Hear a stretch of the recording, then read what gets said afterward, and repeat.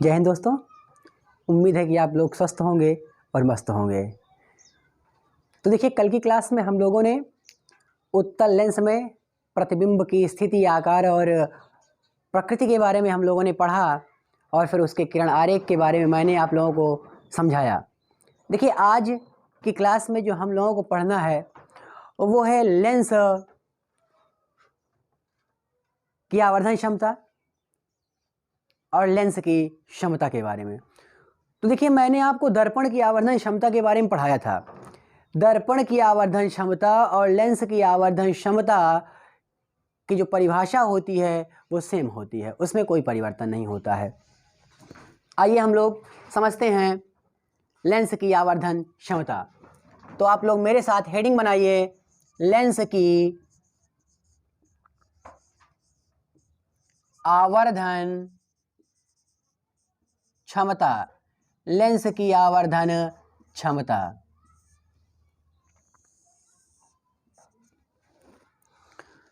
देखिए, आप लोग याद करिए, जब मैंने आपको दर्पण की आवर्धन क्षमता बताया था तो मैंने कहा था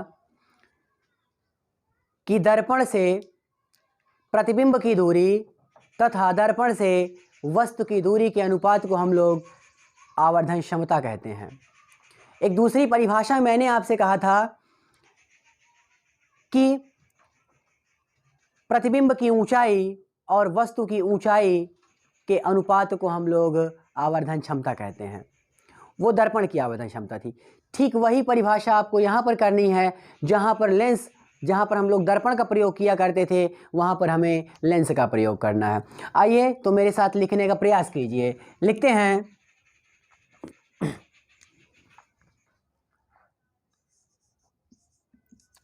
लेंस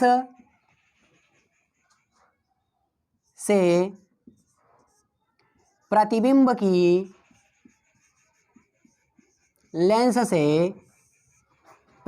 की दूरी तथा वस्तु की दूरी, लेंस से प्रतिबिंब की दूरी तथा वस्तु की दूरी के अनुपात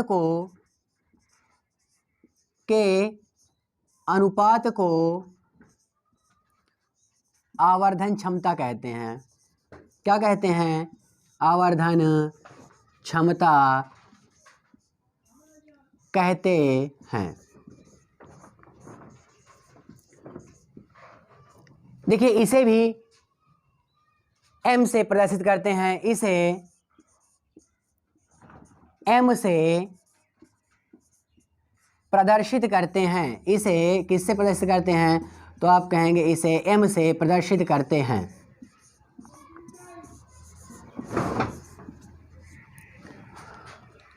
सेम वही फॉर्मूला भी निकल करके आएगा। तो आप कहेंगे m बराबर प्रतिबिंब की दूरी को हम लोग v से और वस्तु की दूरी को हम लोग u से डिनोट करेंगे। तो फॉर्मूला निकल करके आएगा m बराबर v/u। यदि हम इसकी दूसरी वाली परिभाषा की बात करें जो मैंने आपको दर्पण में लिखाया था, वो मैं यहाँ नहीं लिखूंगा। आप लोग वहीं से जहाँ पर दर्पण है वहाँ पर लेंस चेंज करके आप लोग लिख लीजिएगा। मैंने कहा कि प्रतिबिंब की लंबाई तथा वस्तु की लंबाई के अनुपात को आवर्धन क्षमता कहते हैं। क्या कहा? प्रतिबिंब की लंबाई अर्थात I अपान में वस्तु की लंबाई अर्थात O, या फिर इसी को हम लोग प्रतिबिंब की लंबाई को हम लोग कहते हैं h' और अपान में वस्तु की लंबाई को h कहते हैं। तो ये फार्मूला m बराबर में निकल करके आएगा I/O या फिर h'/h। इन दोनों को जब हम लोग मिक्स करते हैं तो वही फार्मूला निकल करके आता है v/u बराबर में I/O या फिर h'/h। याद रखिएगा। देखिए, दर्पण वाले में हम लोगों ने m बराबर माइनस का v/u पढ़ा था, लेकिन लेंस में हम m बराबर v/u पढ़ेंगे। लेंस में v/u यहाँ पर माइनस का प्रयोग नहीं करेंगे और दर्पण वाले में हमने m बराबर माइनस का v/u लिखा था। तो आप लोग याद रखिएगा। आवर्धन क्षमता किसे कहते हैं? कोई चेंजेस नहीं है, वही है टोटली, सिर्फ और सिर्फ जहाँ पर हम लोग दर्पण लिखा करते थे वहाँ पर लेंस लिख देंगे, लेंस की आवर्धन क्षमता हो जाएगी। ठीक है, समझ में आया? ठीक है, देखिए जो इसके बाद की परिभाषा है लेंस में, वो कहलाएगी लेंस की क्षमता अर्थात पावर ऑफ लेंस। तो आइए देखिए, आवर्धन क्षमता अलग है और लेंस की क्षमता अलग है, तो हम लोग लेंस की क्षमता के बारे में अगली हेडिंग डालिए आप, लेंस की क्षमता। देखिए लेंस की क्षमता, अब ये लेंस की क्षमता क्या होती है? तो परिभाषा कहती है कि लेंस की फोकस दूरी के व्युत्क्रम को ही हम लोग लेंस की क्षमता कहते हैं।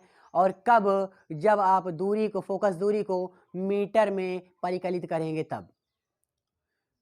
परिभाषा क्या कहती है कि लेंस की फोकस दूरी के व्युत्क्रम को हम लोग लेंस की क्षमता कहते हैं। कहीं कहीं आपको देखने को मिलेगा या लिखा हुआ मिलेगा कि लेंस की क्षमता लेंस की फोकस दूरी के व्युत्क्रमानुपाती होती है। जो लेंस की क्षमता होती है वो लेंस की फोकस दूरी के क्या होती है? व्युत्क्रमानुपाती होती है। तो आइए हम लोग लेंस की क्षमता की परिभाषा लिखते हैं। तो लिखेंगे लेंस की फोकस दूरी के, लेंस की फोकस दूरी के व्युत्क्रम को, लेंस की फोकस दूरी के व्युत्क्रम को लेंस की क्षमता कहते हैं। लेंस की क्षमता कहते हैं।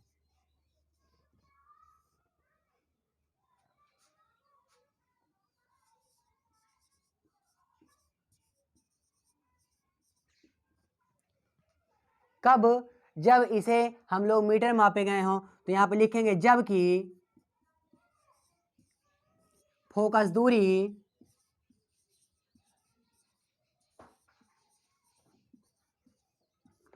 मीटर में मापी गई हो। जबकि फोकस दूरी कहे में मापी गई हो, तो आप कहेंगे मीटर में मापी गई हो।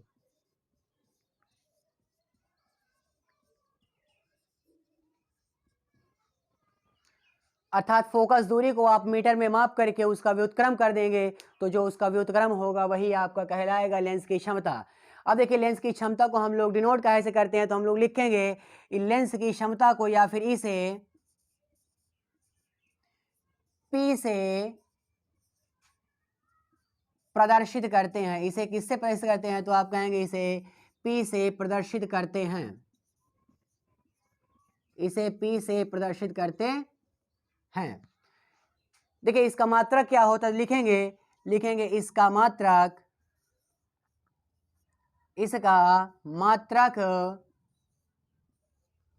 डायोप्टर। इसका मात्रक क्या होता है? तो आप लिखेंगे इसका मात्रक डायोप्टर। कहीं कहीं डायोप्टर भी लिखा जाता है, तो आप लोग ध्यान दीजिएगा, इसका मात्रक डायोप्टर होता है। इसे D से प्रदर्शित करते हैं। अर्थात डायोप्टर को हम लोग कैसे लिखते हैं? D से प्रदर्शित करते हैं। तो क्षमता को हम लोग P से, और इसका जो मात्रक होता है डायोप्टर, उसे हम लोग D से, कैपिटल D से प्रदर्शित करते हैं। एक बार फिर से मेरे साथ, लेंस की फोकस दूरी के व्युत्क्रम को लेंस की क्षमता कहते हैं, जबकि फोकस दूरी मीटर में मापी गई हो।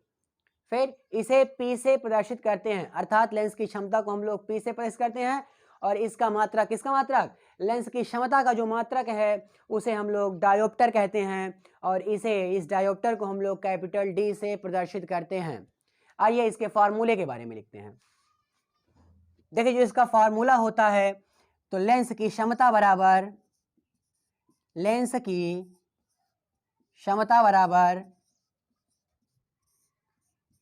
1/फोकस दूरी, 1/फोकस दूरी। और फोकस दूरी कब? जब ये मीटर में इसको गणना किया गया हो। लेंस की क्षमता को हम लोग P से डिनोट करते हैं, और 1/फोकस फोकस दूरी को हम लोग एफ से, स्मॉल एफ से डिनोट करते हैं। और कब ये फोकस दूरी को हम लोग लिखेंगे कि फोकस दूरी सदैव मीटर में रहेगी, तब हम लोग इसे लेंस की क्षमता कहेंगे। तो आपके सामने एक फॉर्मूला निकल करके आएगा, P बराबर 1/f डायोप्टर।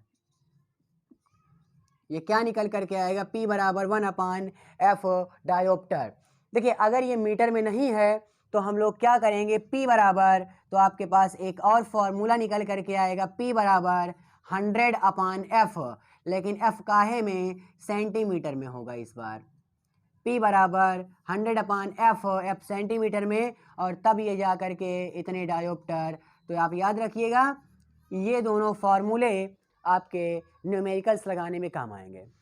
फॉर्मूला क्या है? लेंस की क्षमता बराबर 1/, फोकस दूरी, और फोकस दूरी को किस में, मीटर में मापा गया हो। और तब यहाँ पर देखिए P बराबर 1/f, P को क्या कहते हैं, क्षमता कहते हैं, F को क्या कहते हैं, फोकस दूरी कहते हैं। और कब, जब फोकस दूरी को मीटर में परिकलित किया गया हो। और यदि हम इसको सेंटीमीटर में लिखना चाहें तो हम लोग P बराबर 100/f लिखेंगे। 100/f वो काहे में, सेंटीमीटर में हो जाएगा, इतने डायोप्टर। ठीक है, समझ में आया? तो ये रही लेंस की क्षमता।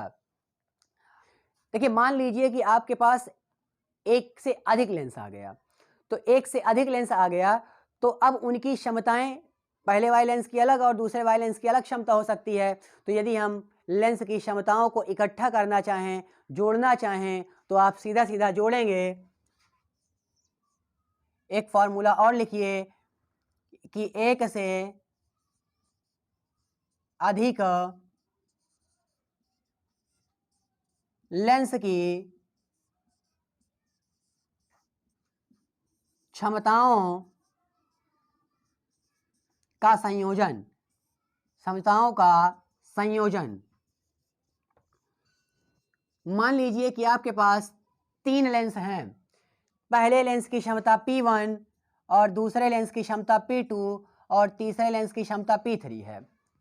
सवाल ने कहा कि उन तीनों लेंसों को आपस में जोड़ दिया जाता है तो उनकी क्षमता बताइए। तो आप क्षमता निकालेंगे तो कैपिटल P बराबर में आप इनको इसी प्रकार से जोड़ देंगे श्रेणी क्रम में। तो ये हो जाएगा P1 प्लस में, P2 प्लस में, P3, और इस प्रकार से अगर और भी है तो डॉट डॉट डॉट डॉट करके आप इस प्रकार से P बराबर P1 plus P2 plus P3, ये लेंसों की क्षमताओं का संयोजन हो जाएगा आपके पास। ठीक है, समझ में आया? ओके, आइए अब हम लोग थोड़ा पढ़ लेते हैं कि लेंस का उपयोग हम लोग कहाँ पर करते हैं, लेंस का के जो उपयोग हैं वो क्या है। देखिए आप लोगों के समक्ष यह उत्तल लेंस के उपयोग और यहाँ पर अवतल लेंस के कुछ उपयोग लिखे गए हैं। आपको मैं इसके बारे में समझा दे रहा हूँ कि उत्तल लेंस का उपयोग कहाँ कहाँ किया जाता है। उत्तल लेंस का उपयोग नंबर 1 है सूक्ष्मदर्शी और दूरदर्शी बनाने में।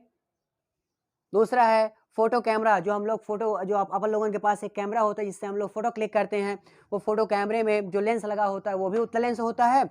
और जो फिल्म प्रोजेक्टर, जो प्रोजेक्टर आप लोग देखा होगा कि एक जगह रखा होता है, फिर उसको हम लोग कहीं एक पर्दे पर फोकस करते हैं तो वहाँ पर हमें जो भी प्रोजेक्टर में होता है, जो भी लगाया जाता है वो वहाँ पर दिखाई देता है। तो अब फोटो कैमरा तथा फिल्म प्रोजेक्टर में भी हम लोग किसका, उत्तल लेंस का प्रयोग करते हैं। दूसरा है जो घड़ी के छोटे छोटे पुर्जे देखने में, आप लोग घड़ी की दुकान पर जाइएगा तो जो आपकी रिस्ट वॉच होती है, कलाई वाली घड़ी, देखिए उसके जो पुर्जे होते हैं वो बहुत छोटे छोटे होते हैं। उनको देखने के लिए हमें ये खुली आंखों से देख पाना उनके लिए थोड़ा संभव नहीं होता है। तो उसके लिए क्या करते हैं कि हम लोग, जो घड़ी बनाने वाला होता है वो क्या करता है कि उसके पुर्जों को देखने के लिए उत्तल लेंस का प्रयोग करता है। फिर डॉक्टर द्वारा आंख व कान की बीमारी के परीक्षण में आप लोगों ने देखा होगा कि अब कान के अंदर अगर कुछ बीमारी का पता लगाना है तो देखिए कान के अंदर ऐसे देख पाना असंभव है। तो डॉक्टर लोग क्या करते हैं कि उत्तल लेंस की सहायता से कान के अंदर क्या है और आंख में क्या है किस, तो उसके माध्यम से बीमारी का पता लगा सकते हैं। 5वां नंबर है कि दूर दृष्टिदोष के निवारण में, यदि किसी भी व्यक्ति को दूर दृष्टिदोष हो जाता है, वो आगे आने वाला है कि निकट दृष्टिदोष क्या होता है, दूर दृष्टिदोष क्या होता है, तो उसके बारे में हम लोग पढ़ेंगे। तो यहाँ पर दूर दृष्टि का, यदि किसी को दूर दृष्टिदोष उत्पन्न हो जाता है किसी की आंख में, तो हम लोग उसके निवारण के लिए उत्तल लेंस का प्रयोग करते हैं। उसी प्रकार देखिए अवतल लेंस के क्या क्या उपयोग हैं। तो अवतल लेंस के इसमें 2 उपयोग देखिए लिखे हैं आपके सामने।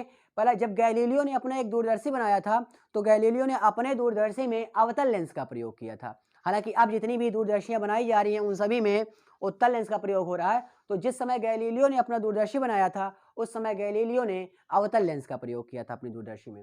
फिर उसके बाद दूसरा है कि यदि किसी भी व्यक्ति के नेत्र में निकट दृष्टि दोष उत्पन्न हो जाए, तो जब निकट दृष्टि दोष उत्पन्न होता है तो उसके निवारण के लिए हम लोग अवतल लेंस का प्रयोग करते हैं। ठीक है, तो देखिए ये रहे आपके लेंस के उपयोग। देखिए अब यहाँ पर थोड़ा एक फॉर्मूला है, लेंस का फॉर्मूला है, हम लोग थोड़ा उसको लिख लेते हैं। देखिए लेंस का सूत्र, लेंस का सूत्र, इससे पहले मैंने आपको दर्पण का सूत्र लिखा रहा होगा, आप याद करिए दर्पण का सूत्र क्या होता है। देखिए दोनों में सिर्फ एक छोटा सा अंतर है। लेंस के सूत्र में हम लोग लिखते हैं कि 1/f बराबर 1/v माइनस का 1/u, और दर्पण के सूत्र में हमने लिखा था कि 1/f बराबर 1/v प्लस का 1/u। ये दर्पण का सूत्र था 1/f बराबर 1/v प्लस का 1/u, और ये लेंस का सूत्र है 1/f बराबर 1/v माइनस का 1/u। एफ क्या है, वी क्या है, यू क्या है, ये मैंने आपको दर्पण में ऑलरेडी बता दिया है, आप लोग वहीं से देख लीजिएगा। फिर से एक बार मैं आपके रिवीजन के लिए बता दे रहा हूं कि एफ वहां पर दर्पण की फोकस दूरी थी, यहां पर एफ लेंस की फोकस दूरी होगी, वी लेंस से प्रतिबिंब की दूरी, यू लेंस से वस्तु की दूरी।